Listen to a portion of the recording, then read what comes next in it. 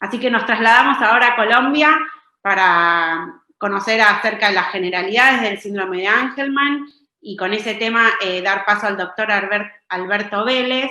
Él es médico con especialización en neurología pediátrica y magíster en epidemiología. Actualmente hace parte de la Escuela de Medicina y Ciencias de la Salud de la Universidad de Rosario en Bogotá, como profesor titular de neurociencia y epidemiología. Es director del Centro de Neurociencias Neurovitae y del Grupo de Investigación en Neurociencias Neuros. Así que muchas gracias, doctor Vélez, por ser parte de este simposio y le doy la palabra. Buenos días a todos. Primero que todo, quiero dar las gracias a la Fundación FAST Latam, especialmente a Stephanie Chaki de ASUD, por la invitación a este simposio. Verdaderamente ha sido un honor trabajar con la Fundación, no solamente tratando en la parte de asistencia, ayudar a algunos pacientes, sino también en la organización y en la ayuda en la Fundación, que espero que empiece a volar muy alto, no solamente después de este simposio, sino con todo lo que se está haciendo en este momento. Bueno, pasando al tema, yo voy a hablar de generalidades del síndrome de Angelman. Posiblemente muchos de ustedes los conocen, ya conocen en general, pero vamos a hacer un resumen y finalmente, con la venia de Stephanie, vamos a presentar un caso que ha sido como mi caso índice, por la cual yo empecé nuevamente a trabajar con estos niños con síndrome de Angelman, que verdaderamente me han dado una satisfacción muy grande por lo que hemos podido hacer. Bueno, hablando de datos históricos, el síndrome de Angelman fue descrito inicialmente por el doctor Harry Angelman, no necesariamente con ese nombre, sino que él empezó a ver 3 niños con unas, digamos, no sintomatología o características similares que tenían un retardo en el desarrollo psicomotor, espasticidad, tenían convulsiones, y una cosa característica que desde un principio le llamó la atención es que tenían en general un estado de ánimo alegre. Eso pasó ahí desapercibido, pero él vio una conferencia también, o conoció a un investigador y un médico italiano que habló de los niños marioneta, y él se dio cuenta de que eran similares a los niños que él había visto. Y entonces pues se le acuñó el término de Happy Puppet Syndrome, o el síndrome de marioneta, que es como diferente la traducción en el español. Esto fue descrito en 1965, y solo pasaron más o menos 20 años en que verdaderamente la comunidad científica, digamos, empezara a hablar del síndrome. Y básicamente fue, ahora seguimos, y por eso lo llamó Happy Puppet, porque si alguno de ustedes conoce o tiene un niño con el síndrome de Angelman, pues verán que son niños que, como la foto lo explica, generalmente están con una sonrisa. El doctor Williams y el doctor Frias en 1982 tomaron los datos que había hasta entonces, eran datos anecdóticos, y el del doctor Angelman, y hicieron una descripción detallada de la condición. Tal vez fue la primera que fue sistematizada.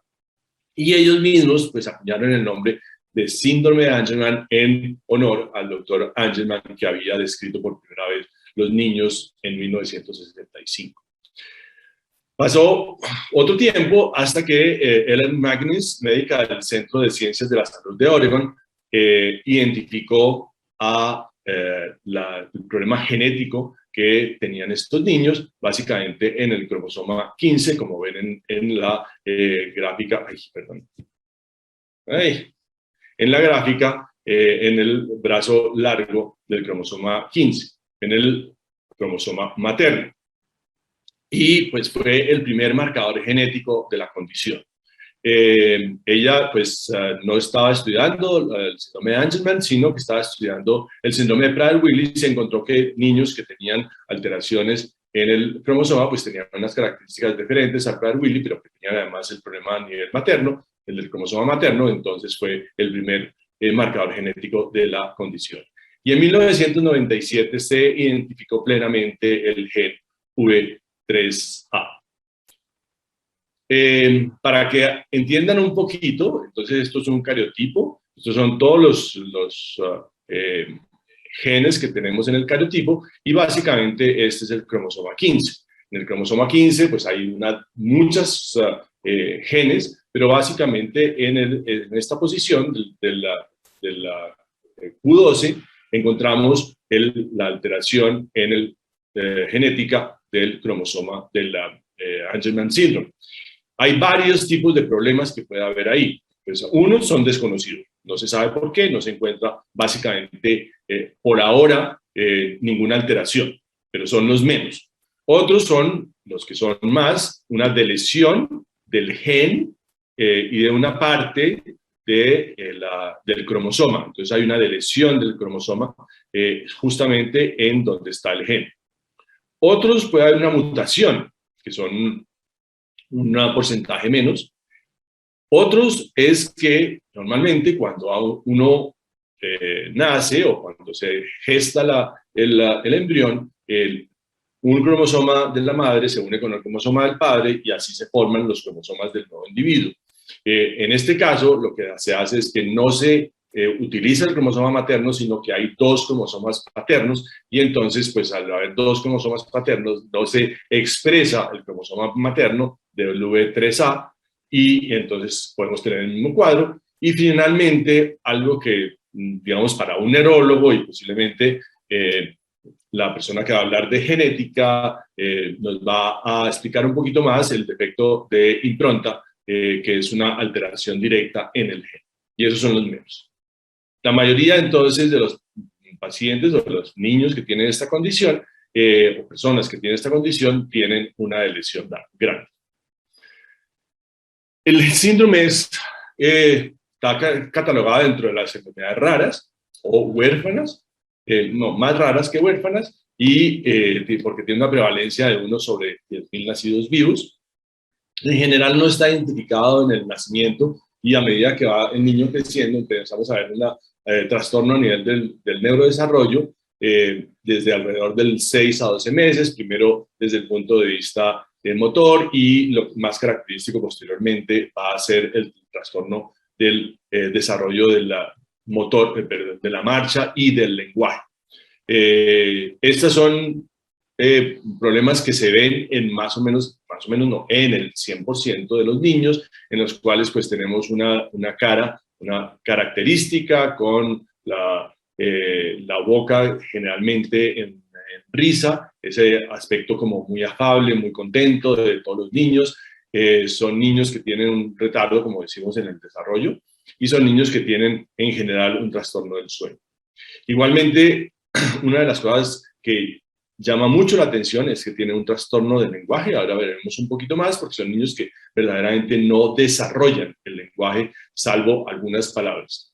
Son niños que son hiperactivos, son niños que tienen que estar moviéndose todo el tiempo, y a veces, muy frecuentemente, tienen temblores, tienen movimientos temblorosos y un poquito de ataxia, o sea, esa dificultad de coordinación que muchos tienen. Como les dije, son un comportamiento peculiar, que son con una cara como muy alegre, como que expresa felicidad. Son niños que se ríen constantemente, que tienen unas risas motivadas, entre comillas, porque muchas veces esas risas no se vienen por sí solos, sino que no solamente tienen un aspecto burlón, sino que además son burleteros y les gusta tomar del pelo a la gente en su manera de ser. Y uno conoce, cuando empieza a ver estos niños, ve cómo empiezan a uno a chuzarlo un poquito, y entonces se mueren de la risa. Otras cosas no tan alegres son algunos problemas, principalmente las crisis convulsivas, en la cual la doctora Javiera Tello, va a hablar extensamente. Yo voy a mencionar algunas cosas solamente. Tienen una cabeza pequeña, con la parte posterior plana. Y una de las cosas que es muy característica y que se ha convertido en una herramienta para ver la evolución es el electroencefalograma que ya veremos. Hay otras cosas que se pueden presentar, como la piel, son niños hipotónicos, flojitos, mastican mucho, tienen una gran sensibilidad al calor, tienen una gran atracción por el agua, siempre están tratando de buscar el agua. Otras cosas, pues también parte de su fenotipo, de su cara en general son niños que son no muy altos, tienen la boca grande, ancha, la mandíbula salida, el prognatismo, en general sacan la lengua porque les queda un poquito grande, muchos de ellos tienen un estrabismo, no todos, pero pueden tener una escoliosis y eso hay que estar pendiente en el seguimiento de los niños, pueden tener problemas en la alimentación porque a veces no mastican, los mismos problemas de lenguaje hacen que ellos no coman sólidos y hay que enseñarles a alimentarse. Y lo mismo que su primo hermano, el síndrome de Prader-Willi, son niños que tienden a la obesidad de mayores y por eso es que hay que cuidar mucho la alimentación, empezar a hacer que hagan ejercicio, que caminen, que se muevan para evitar estos problemas. Y otra de las cosas que están relacionadas también con lo anterior, que es la obesidad, es el estreñimiento, que son los problemas de alimentación. Entonces son niños que no comen fibras, no comen, digamos, alimentos que puedan mejorar la parte del estreñimiento, entonces hay que tener cuidado en eso. Voy a hablar someramente de las crisis epilépticas, porque como les digo, la doctora Tello se va a explayar un poquito más en eso. Decir solamente que es una alteración muy frecuente y que hay que estar seguros que las crisis son crisis epilépticas y no son temblores o no son las manifestaciones de su ataxia. Empiezan muy temprano, en niños lactantes o en preescolares. Hay todo tipo de crisis, como ven ustedes ahí, y en general las de lesiones grandes son las que tienen mayor prevalencia en ese sentido. Igualmente voy a hablar someramente del electroencefalograma, que como les digo se está convirtiendo en una herramienta útil, casi un marcador para el diagnóstico y el seguimiento de los niños, porque pues tiene un patrón muy característico y a veces pues sugieren convulsiones y muchas veces se malinterpretan como convulsiones o como crisis epilépticas y cuando la verdad es que es un patrón característico. Entonces en esto pues hay que tener cuidado porque no necesariamente los niños que tienen las alteraciones electroencefalográficas están teniendo crisis. Entonces, en algunos casos, damos tratamiento sin verdaderamente tener una parte clínica y la verdad es que no funcionan para mejorar, entre comillas, el electro, sino que los tratamientos que damos básicamente son para mejorar las crisis epilépticas. Sí.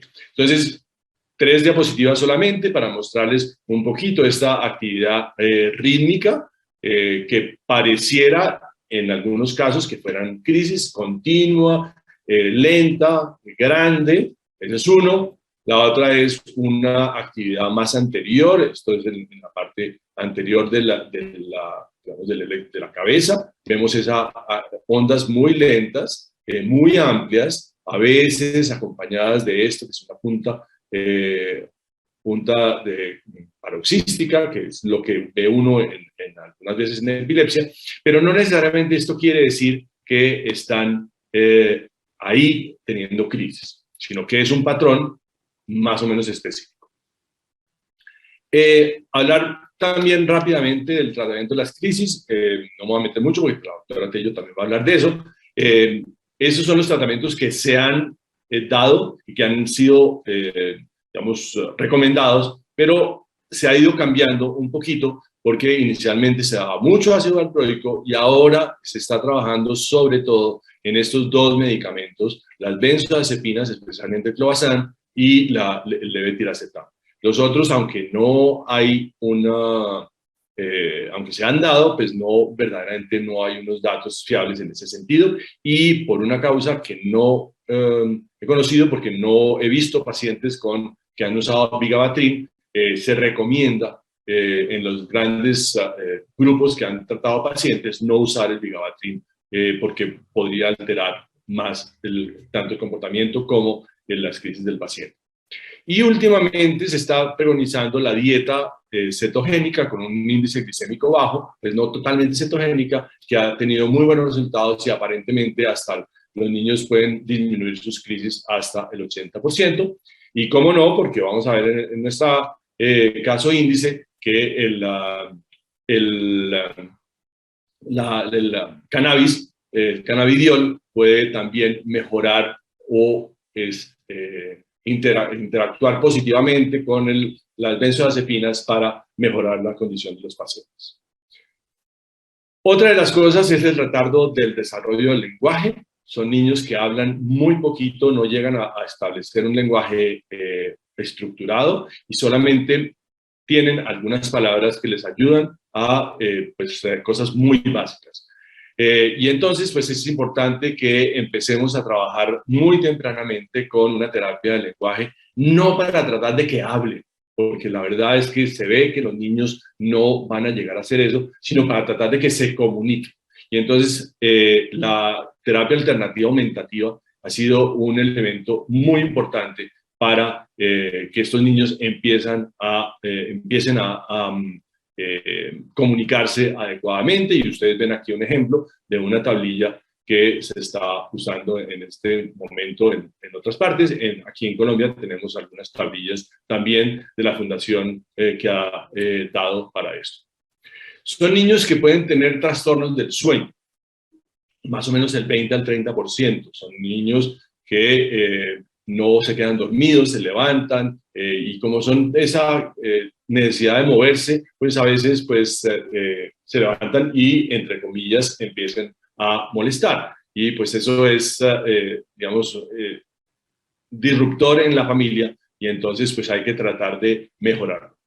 El área de safe sleeping, o sea, un área en que esté el niño cómodo, que no tenga dificultades, por lo menos que se levante y empiece a jugar, que no perturbe el sueño de los otros, pues es algo que es importante. Que sea cómodo, que sea caliente, que no tenga esa situación digamos, de muchos estímulos que puedan despertarlo en algún momento dado. Se ha empezado a dar algunas medicaciones. Yo soy muy enemigo de las medicaciones para dormir, sobre todo algunas que recomiendan, como el hidrato de cloral, me parece que es un poco mucho. El Benadryl pues puede tener algunos problemas que ya se han hablado anteriormente cuando se utilizaba para la tos. Pero una cosa que sí se ha utilizado y que verdaderamente ha dado buenos resultados es la melatonina. Dándole una hora más o menos antes de dormirse, los niños regulan mucho mejor el sueño y se duermen más fácilmente, y si tenemos un área de safe sleeping, pues van a dormir durante mucho más tiempo. Estos niños pueden tener problemas al caminar por problemas ortopédicos, por la manera en que caminan, pues tienen dificultades. La mayoría van a caminar tarde, tienen un desarrollo de la marcha tarde, empiezan a caminar entre los 2, 3 años, algunos un poquito más tarde, pero caminan. El problema es que son muy inestables, parecen muchas veces como que se van a caer constantemente, y entonces pues se caen. La verdad, pueden por esto por esta ataxia, tener luxaciones de los tobillos, pueden tener problemas a nivel de las rodillas, y entonces pues hay que estar pendientes. Igualmente, sobre todo cuando van llegando a la adolescencia, hay que estar pendientes de la columna, porque esa hipotonía que tienen esos niños y esta manera también pueden llevar a tener escoliosis que, aunque no está descrita como muy importante, pues sí puede alterar sobre todo esa marcha que está afectada en ese sentido. Y entonces pues pueden requerir algún tipo de cirugía para estabilizar, por ejemplo, los tobillos o las rodillas, y algunos soportes también. Bueno, Voy a hablar de un caso clínico rápidamente. Es una niña, ya un poco como ejemplo de lo que acabo de decir. Es una niña que la vi yo la primera vez a los 23 meses. Estaba presentando unas como ausencias en las cuales ella se quedaba ausente, se desconectaba con el medio, sobre todo cuando estaba más cansada, tenía un poquito de temblor, parpadeo y algunas veces se caía. No tomaba medicación, no tenía ningún antecedente de relevancia y tenía un desarrollo psicomotor que estaba, sobre todo después de la sedestación, de los 6 o 7 meses, empezó a tener un retroceso, se me olvidó la palabra, un desarrollo psicomotor un poco más lento, con un gateo a los 20 meses, con una marcha que todavía no estaba establecida a los 23 meses, y un habla que básicamente estaba hecha por balbuceo, y algunas pocas palabras, pero no llevaba un lenguaje. Sin embargo, ella sí tenía una comprensión del lenguaje, trataba de buscar objetos, entendía el no, cumplía órdenes sencillas, o sea que no estaba tampoco a la edad de los 23 meses, pero sí se veía que estaba mejor en la comprensión del lenguaje que en la expresión del lenguaje. El examen físico, pues era una niña que no mostraba nada, salvo esa cara, como les digo, afable y feliz, sonriendo todo el tiempo. Era bastante hipotónica, hiperelástica, inestable y tenía ese temblor ocasional. Ella en ese momento se arrastraba, tenía un gateo muy rudimentario, tenía un patrón de marcha, no caminaba sin apoyo, perdón, no era con apoyo, sino sin apoyo, caminaba con apoyo en las dos manos. Y el lenguaje, como les digo, tenía muy limitado. Esto era el electro. Fíjense que en ese momento tenía ese electro, pero aquí si uno ve este electro cuando está haciendo una telemetría o una electroencefalografía, pues uno dice, esta niña está teniendo una crisis. Seguramente es una crisis de ausencia o algo así. En ese momento no tenía absolutamente nada. Sin embargo, pues aquí... pues no entró el video, qué pena. Aquí sí se ve como en estas dos diapositivas como la niña tenía unas crisis que eran como unos piquitos y se iba para adelante y tenía esas cosas como de mioclonias momentáneas y que se acompañaban eléctricamente por una actividad polipunta onda. Aquí sí tenía, pero no necesariamente este patrón electroencefalográfico se veía siempre que tenía concomitante con una crisis, sino que a veces tenía esa alteración. Tenía una resonancia normal, el estudio genético mostró una microdeleción en el cromosoma 15, se hizo al padre, madre y los hermanos que fueron normales. A esta niña empezamos a tratarla, inicialmente se dio ácido valproico, pero vimos que no era muy efectivo, entonces se cambió para levetiracetam. Posteriormente se añadió el clobazam y junto con el clobazam se añadió cannabis medicinal, y en este momento es una niña que está muy bien, como ven, pues puede hacer muchas cosas y tiene unas crisis, pero muy, muy, muy ocasionales. Ha empezado a interactuar muy bien, tiene una comunicación, digamos, que se comunica, sobre todo con la tablet con la que estaba trabajando en el lenguaje aumentativo alternativo. Comprende mucho mejor y comprende las cosas. A veces esa capacidad de burlarse, como que uno dice las cosas y ella pues se hace, entre comillas, la que no yo, pero sabe muy bien lo que está haciendo. Está escolarizada en un programa de inclusión y lo bonito es que está leyendo, está escribiendo algo y está haciendo operaciones matemáticas, todo con base en esta inclusión que están haciendo en el colegio. Y eso ha sido muy bonito. Esta es la niña en este momento. Fíjense que la marcha está muy buena. Fíjense que está haciendo una motividad, ya está dando, esto fue hace un par de años, está dando ahora mucho mejor. Pero fíjense bueno, tiene esa la hipotonía, pero fíjense que está caminando muy bien.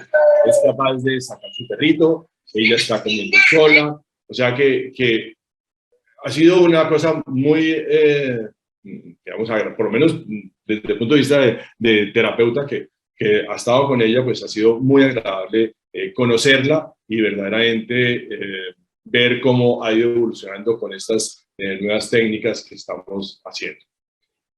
Bueno, finalmente hablar de que en el adulto, estos niños, pues, digamos, mejoran la hiperactividad, mejoran los patrones de sueño. Por alguna causa no muy bien establecida, las crisis disminuyen y prácticamente desaparecen con o sin tratamiento. Hay una mejoría en el lenguaje receptivo, sobre todo cuando hemos hecho este manejo con terapia alternativa aumentativa, cuando muchas veces o anteriormente, cuando no había esas tabletas o las cartulinas, el lenguaje de signos podían aprender a hacerlo. El habla siempre se mantiene muy limitado, pero aumenta poquito a poco, pero no llegan a tener más de 30 palabras, 50 palabras en el mejor de los casos. Como les digo, la marcha es el 90% se establece, pero algunos, pues, por esa hipotonía, por ese problema a nivel de problemas ortopédicos, pueden requerir asistencia y hay que cuidar la escoliosis y finalmente la esperanza de vida es completamente normal. No voy a hablar mucho de los estudios que se están haciendo, pero hablar de que hay una gran cantidad de, digamos, no hablar de los estudios genéticos que se están haciendo, pero sí que se están haciendo algunos otros estudios para tratar de conocer cómo es el cerebro de los niños con síndrome de Angelman. Se está haciendo estudios de evaluación con manejo con la música, y eso ha sido muy interesante porque son niños que pueden modular bastante bien la música, les gusta la música, entonces puede ser una manera terapéutica de la comunicación. Se están examinando los síntomas gastrointestinales, problemas de sueño, los problemas de comportamiento, todo eso para mejorar un poquito la calidad de vida. Lo mismo las crisis. Se está, por ejemplo, el gauxador como inductor de sueño, aunque eso no vi que se estaba utilizando, pero no he visto que se continúe ni que se haya concluido ese estudio. Igualmente, se ha utilizado el levodopa para mejorar el desarrollo de los movimientos anormales, pero tampoco he visto conclusiones de ese estudio. Y finalmente, pues, se están, en este momento, pues, nos van a hablar posteriormente de la activación del gen V3 paterno, ahí creo que está mal, que es tal vez lo más interesante que hay en el futuro. Entonces, todo esto, pues, básicamente es para que les demos a estos niños una razón importante para sonreír, para que puedan estar bien, para que puedan, como en nuestro caso, esquiar en la nieve y puedan tener una vida feliz. Muchas gracias.